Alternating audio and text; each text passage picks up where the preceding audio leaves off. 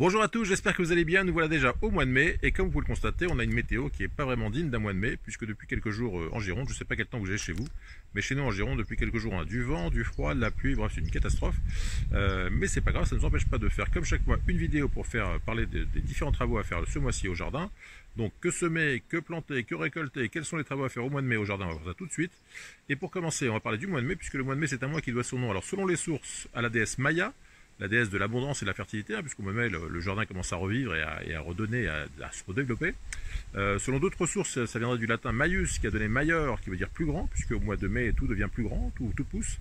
Et justement, on va voir qu'à partir de la mi-mai, hein, puisqu'on sait qu'il y a les saintes glaces qui sont le 11, 12 et 13 mai, donc à partir de la mi-mai, on ne risque plus aucun gel et on peut commencer à semer à peu près tout ce qu'on veut au jardin. On va voir tout ça, tout de suite après le générique, c'est parti. Ah oui, puis deux choses dont j'ai oublié de vous parler. D'abord, un grand merci à tous. Depuis quelques jours, il y a plus de 30 000 abonnés sur la chaîne, donc un grand merci à vous tous. Les anciens abonnés, les nouveaux, merci à tous. C'est vraiment formidable. Je suis très content de voir que la chaîne marche bien comme ça. Et puis aussi, j'ai oublié de vous dire qu'à la fin de cette vidéo, vous savez que depuis un mois, j'ai des oiseaux à la maison, des bébés oies. La croissance est assez impressionnante, donc on verra ça à la fin de la vidéo. Pour l'instant, c'est parti pour les travaux du mois de mai.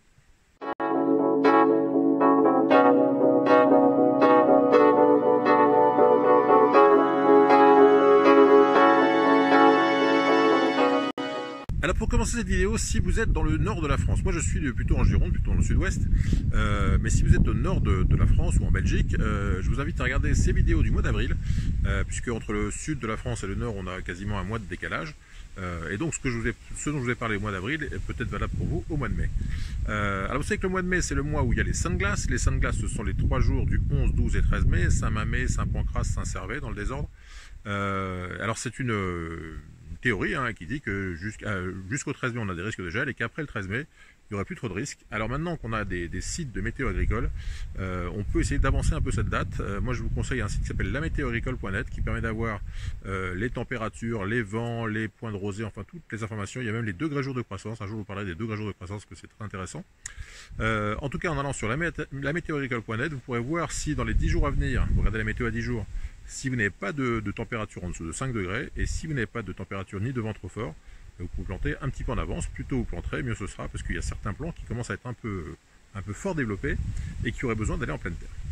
Voilà pour ce qui est des semis précoces. Donc on va voir tout de suite toutes les familles des plantes qu'on peut récolter. Alors il y en a au mois de mai, on peut faire presque ce qu'on veut, mais je vous ai fait une petite sélection des plantes qu'on peut commencer à planter au mois de mai. On va voir ça tout de suite, c'est parti. Alors en mai, c'est la bonne période pour semer les amarantacées. Les amarantacées, c'est les bettes et les betteraves. Alors ça, ce sont des plants de betteraves que j'ai achetés. Et ça, ce sont des plants de betteraves que j'ai semés. Alors vous voyez que le semis est assez long. Ça, j'ai semé ça il y a au moins 15 jours, 3 semaines. Donc ça pousse doucement. Mais enfin, ça pousse. Et ça, c'est des plants que j'ai achetés en pépinière pour aller un peu plus vite, pour voir la différence entre les plants de pépinière et les miens. Donc voilà les betteraves. Voilà les bettes. Pareil, ça c'est les plants achetés et puis ça c'est les plants que j'ai semés. Voilà, donc en tout cas, n'hésitez pas à semer, soit à acheter des plants, soit à semer, parce que les amarantacées, c'est toujours sympa d'avoir soit des bêtes, soit des betteraves dans son potager. Au niveau des aliacées, il est un peu tard pour planter de l'ail. Ça c'est l'ail que j'ai planté l'automne dernier. J'ai fait une vidéo là-dessus, je vous remets le lien si vous voulez. Il sera récolté au mois de juin, je pense. Et puis j'ai planté aussi des poireaux, ça m'arrive de temps en temps de planter des poireaux. Alors vous voyez que là je vais avoir une fleur qui va pousser, je vais avoir des graines si je veux. Et il paraît, alors moi j'ai jamais goûté, mais il paraît que cette tige là qui porte la hampe florale, qui porte la fleur, est aussi intéressante à manger. Donc si vous voulez pas de graines et vous voulez déguster un truc sympa, c'est consommable sans souci. Donc au niveau des poireaux, c'est aussi le moment de faire des semis, et on va voir ça tout de suite. Alors voilà des semis de poireaux du mois dernier, donc vous voyez que ça pousse assez vite. La barquette c'est très bien pour faire des semis de poireaux, pour en semer un paquet, puis ensuite vous les repiquerez quand ils font un peu plus gros que ça. Là c'est encore un peu jeune.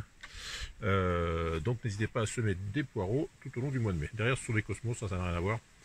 Mais en tout cas le semis de poireaux c'est tout à fait faisable au mois de mai. Voilà, on passe maintenant à la famille des apiacées. Alors les apiacées ce sont les carottes, les fenouils, les panais, le persil. Donc on voit que le semis que j'ai fait le mois dernier va pas trop mal. Je vous remets le lien de la vidéo si vous voulez voir comment semer des carottes, puisqu'il n'est pas du tout trop tard pour semer des carottes en mai.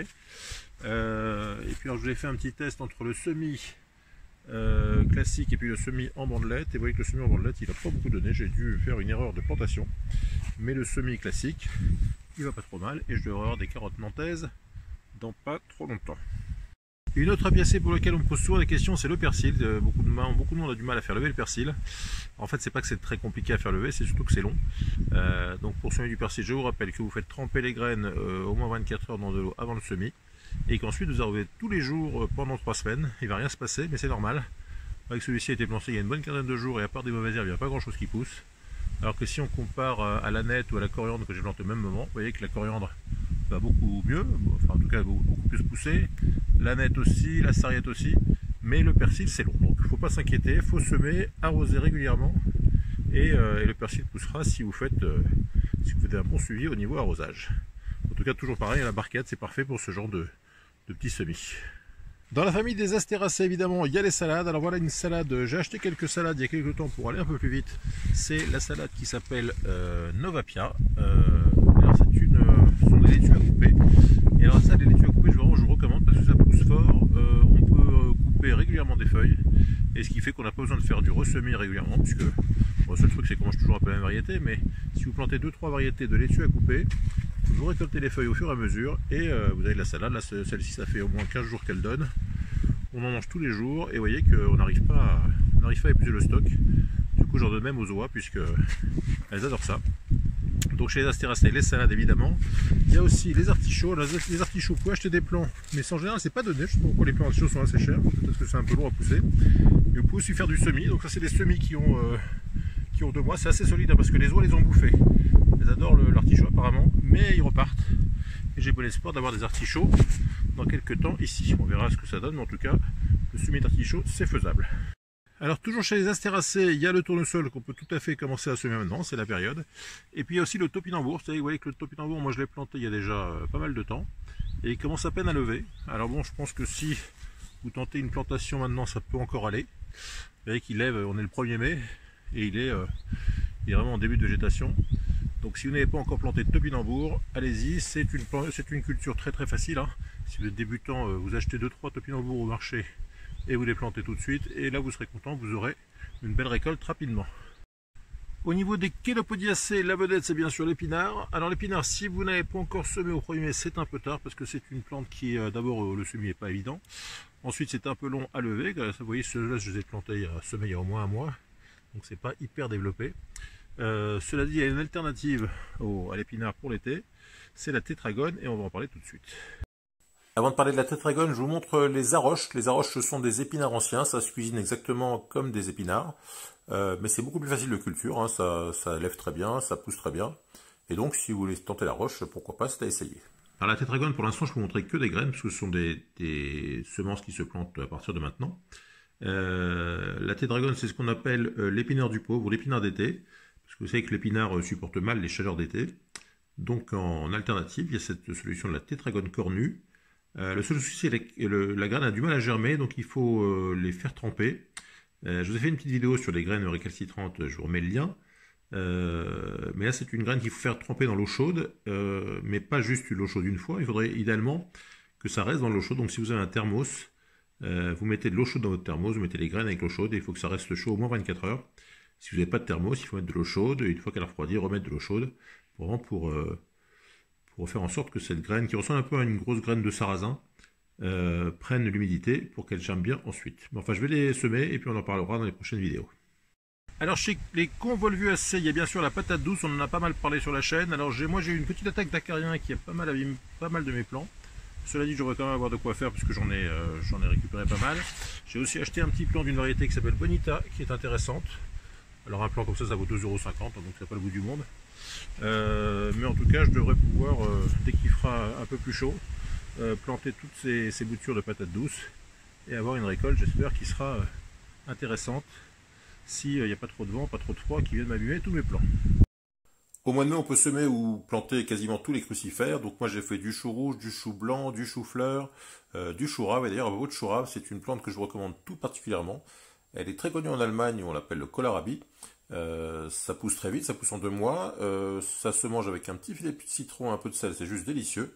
Et donc si vous n'avez jamais testé le chou rave, je vous recommande tout particulièrement. On va ensuite passer aux cucurbitacées à leur problème de transplantation à cause de leur croissance un peu rapide. Voilà, donc ça ce sont des semis de cucurbitacées qui ont un peu plus de 2 semaines. Et vous voyez que même en seulement 2 semaines, ça se chevauche assez rapidement, même dans des godets de 7 cm.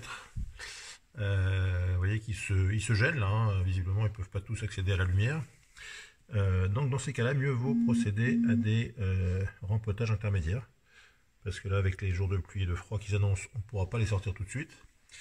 Donc je vais sortir les plus développés pour les mettre en pot, pour que les racines aient plus de place et puis pour qu'ils ne prennent pas toute la lumière dans la cage à semis. Donc on va tout de suite la mise en pot. Voilà, donc là j'ai pris un plant de calebasse longue de Cécile, hein, c'est une courge qui fait une très longue courgette comestible, assez bonne paraît-il, on verra ça. Et puis donc j'ai pris un pot un petit peu plus haut que les godets. J'ai mis un peu de terre au fond. Alors la terre, je prends un mélange de terreau et puis un mélange de moitié terreau, moitié terre de jardin. Je mélange tout ça. Je mets un peu de terre au fond de façon à caler et que la tige soit un peu enterrée. Donc là, elle va être à moitié enterrée, on va dire. Et puis je dépote et puis je rempote et puis voilà. Donc je fais ça tout de suite et je vous montre. Voilà, le rempotage est terminé. On pense bien remettre la petite étiquette. Vous voyez que là, la tige est à moitié enterrée, ça devrait bien aller.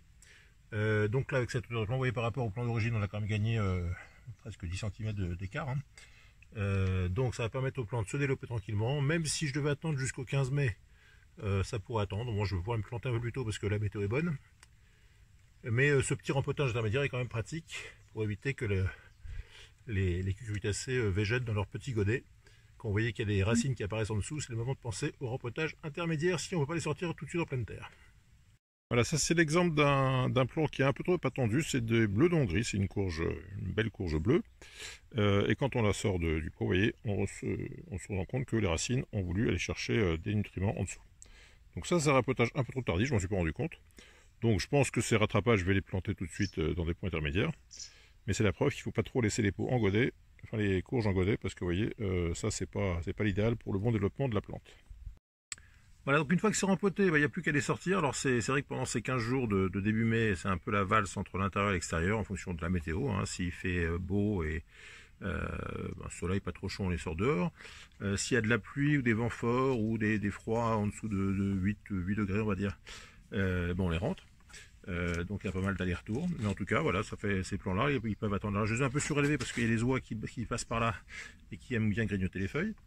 Mais donc là, elles peuvent rester en attente jusqu'à 15 jours sans aucun problème dans ces gros pots. Mais on le fait que pour les plantes que vous voyez celles-ci, elles n'ont pas besoin pour l'instant d'être rempotées, peut-être une ou deux, mais elles vont bien. Donc elles restent dans leur godet.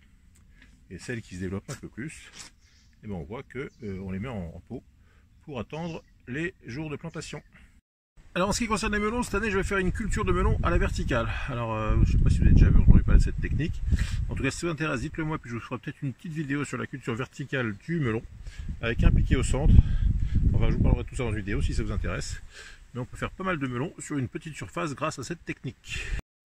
Je vous avais fait l'année dernière une vidéo sur l'association entre jeune arbre et courge. Comment est-ce qu'on peut aider un jeune arbre à se développer en plantant des courges autour. Donc je vous remets le lien. Mais là c'est tout simple, hein. Je mets une courge ici, une deuxième courge ici, je vais en mettre une troisième là-bas. Et l'arrosage et tous les nutriments qu'on va donner aux courges vont permettre à cet arbre à miel qui est au centre de mieux se développer que si on ne mettait rien autour. Voilà, au niveau des cucurbitacées, moi j'ai commencé les plantations parce que j'ai plus de gel. Donc j'ai déjà mis des plants de courge du Mexique, des plants de courge du Siam. La courge du Siam, c'est celle dont on parle dans Genre de Florette, qui pousse très vite, très fort. Au niveau de la plantation, j'ai fait donc des préparations de sol sur 1 mètre, séparé les plants de 2 mètres, je les ai mis 2 par 2. Voilà, donc ça devrait donner. Alors sur cette zone, je vous fais un petit plan pour vous voyez. Sur cette zone, je vais faire ce qu'on appelle ce que j'appelle un cucurbitaland. Avec pour l'instant, c'est un terrain vague, enfin un terrain vague, c'est du gazon. Et là, je vais mettre, je sais pas combien de variétés de courges. Donc je fais le plan juste pour qu'on puisse comparer dans 2-3 mois avec ce que ce sera quand tout sera planté. Au niveau des fèvebacées, donc les fèves, je vous en ai déjà parlé, ça a bien donné. Il faut savoir qu'un plant de fèves, 1 mètre carré de fèves, normalement ça peut donner jusqu'à 1,5 kg de fèves. Alors moi cette année j'ai cultivé de la Séville, la variété Séville, et de la variété Aguaduce. Alors les plants sont un peu en vrac parce que comme je vous l'ai dit, il y a eu pas mal de vent ces jours-ci, donc les plants sont un peu versés. Mais en tout cas, il faut savoir que la Aguaduce, si vous voulez faire de la fève, c'est vraiment la plante la plus productive, puisqu'elle donne environ 2 fois plus de fèves, c'est-à-dire qu'elle fait des fèves, elle fait plus de fèves et des plus grosses. Donc si vous pouvez récolter 1,5 kg au mètre carré de fèves avec l'Aguaduce, vous aurez que 750 grammes avec la séville, et pourtant c'est à peu près la même plante. Simplement elle fait des cosses beaucoup plus petites, et à l'intérieur des fèves sont aussi plus petites. Donc si vous voulez de la production, de la quantité, faites de l'agua dulce. Au niveau des fabacées, on continue avec les petits pois. Alors les petits pois, je vous conseille évidemment la merveille de Kelvedon, qui est la variété, une des variétés intéressantes de petits pois. Donc ça c'est pareil, ça a été planté le mois dernier. Il va falloir que je commence à mettre en place les structures pour les maintenir. Mais c'est une plante que vous pouvez tout à fait semer à partir du mois de mai, enfin aussi au mois de mai. Les petits pois, c'est un plaisir. Alors dans la famille des malvacées, on connaît surtout la mauve et la lavater, qui sont des plantes, des fleurs on va dire. Mais il y a aussi des plantes consommables comme le bissap, qui n'a pas levé chez moi pour l'instant, ou le gombo. Alors le gombo c'est une plante qui craint beaucoup le froid. Là, ceux-ci ont passé juste une nuit à 9 degrés, ils ont un peu jauni. Ceux-là étaient restés à l'intérieur, ils vont un peu mieux. En tout cas cette saison on va tester la culture du gombo, et puis on verra ce que ça donne. Et puis juste à côté, pour les fans de courge éponge, vous voyez que les semis de courge éponge vont bien. C'est ceux-là. Hein. Ah, les courges éponges, j'en ai quelques-unes qui poussent là sans souci. Alors dans la famille des poacées, j'avais prévu de semer du maïs ces jours-ci, mais comme ça fait une semaine qu'on a un temps de chien, j'ai pas pu le faire. Mais enfin là, il y aura une belle rangée de maïs dans pas longtemps. Ici, ça va être, vous voyez que pour l'instant il n'y a rien, mais je vais faire mes planches de tomates, de poivrons, d'aubergines, tout ça va être là. Donc je vais faire ces jours-ci, j'ai du boulot qui m'attend. Et puis alors dans la famille des rosacées, on avait parlé à la tour à fraises il y a quelques temps. Donc je vous montre tout ça en est. Vous voyez que les fraises, la vérité Merlan fleurit rose. On a des fraises qui commencent à arriver. J'en ai récolté quelques-unes ce matin. Donc il n'y en a plus beaucoup de rouges. Alors j'ai quelque chose qui me grignote. Je ne sais pas si c'est un oiseau ou une limace. Mais vous voyez, je pense que c'est une limace plutôt. Mais en tout cas, vous voyez que même si ça a été planté le mois dernier, les fraises sont là. Hein. En tout cas, elles vont arriver. J'en ai des jolies par là. Donc tout ça pour dire que la technique du paraphrase en pot polystyrène, ça fonctionne plutôt pas mal. En tout cas, est-ce qu'on peut en planter maintenant? Ça me semble un peu tard. Les fraisiers, c'est bien de les planter en mars, avril ou plus tard, quoi. Alors dernière famille de cette vidéo, la famille des solanacées, ce qu'on appelle les légumes du soleil. Donc là ce sont tous les plants de tomates que j'ai semés le 26 février, hein. Je remets le lien de la vidéo, ce sont les variétés précoces. Alors pour l'instant ça pousse pas trop mal, il y en a certaines qui ont des fleurs mais je les ai mis ailleurs je crois. Ça ce sont des petites tomates cerises que j'ai plantées aussi. En tout cas tout ce qui est tomates, poivrons, aubergines, à partir du moment où il n'y a plus de gel prévu chez vous, c'est le moment de les planter en pleine terre. Et puis là c'est le taro dont je vous avais parlé il y a quelques temps, qui pousse pas mal aussi, vous voyez qu'il est plein d'eau mais ça ne le dérange pas. Voilà donc le mois de mai c'est effectivement le mois des légumes du soleil. Voilà, et pour terminer avec les solanacées, un petit plan sur les pommes de terre qui ont été plantées le mois dernier. Vous voyez qu'elles vont plutôt pas mal. Évidemment, dès qu'elles commencent à être un peu de cette taille-là, il faut les pailler. Je vous ai fait une petite vidéo l'autre jour sur le butage des pommes de terre. Je vous remets le lien. Mais en tout cas, je pense que ces pommes de terre-là devraient donner pas trop mal cette saison, même s'il y a beaucoup de vent. Bon, et puis chose promise, chose due, les nouvelles d'Aglaé et Sidonie, qu'on va peut-être rebaptiser Saturnin et Sidonie. Les voici, donc elles ont pile un mois aujourd'hui, enfin depuis hier. Madame va bien, monsieur va encore mieux. Il faisait 1,9 kg ce matin et 1,5 kg pour madame. Ils sont toujours aussi rigolos, hein. Il y a un côté très pâteau qui est mignon. Bon, ça mange beaucoup, ça fait beaucoup de fientes. C'est très affectueux, ça suit partout, hein. Vous voyez que là, il ne lâche pas. Et en tout cas, c'est un animal assez étonnant et assez intéressant à élever. Voilà donc pour les nouvelles d'Aglaé et Sidonie. Alors au niveau des nouveautés, oui, si vous parlez un petit peu des choses concrètes, on voit que les plumes, on commence à se développer sur les ailes et sur l'arrière-train. On voit que les pattes, on commence à devenir un peu jaune. On voit que le contour de l'œil, qui avant était noir, voilà, c'est pas très clair, mais le contour de l'œil devient jaune. Voilà. Et puis sinon, c'est toujours aussi sympathique, hein, elles sont mignonnes. Et c'est plutôt sympa. Voilà pour les nouvelles pas des filles, hein, puisqu'il y a monsieur et madame, mais voilà pour les nouvelles des oies. Voilà, comme vous avez pu le constater, le mois de mai c'est un mois très chargé au potager, alors bon courage à vous. Si cette vidéo vous a plu comme d'habitude, n'hésitez pas à mettre un petit pouce bleu. Si vous avez des questions et des commentaires, c'est juste en dessous. Et puis si vous n'êtes pas encore abonné, je compte sur vous. C'est tout pour aujourd'hui et à très bientôt pour de nouvelles aventures. Bye bye.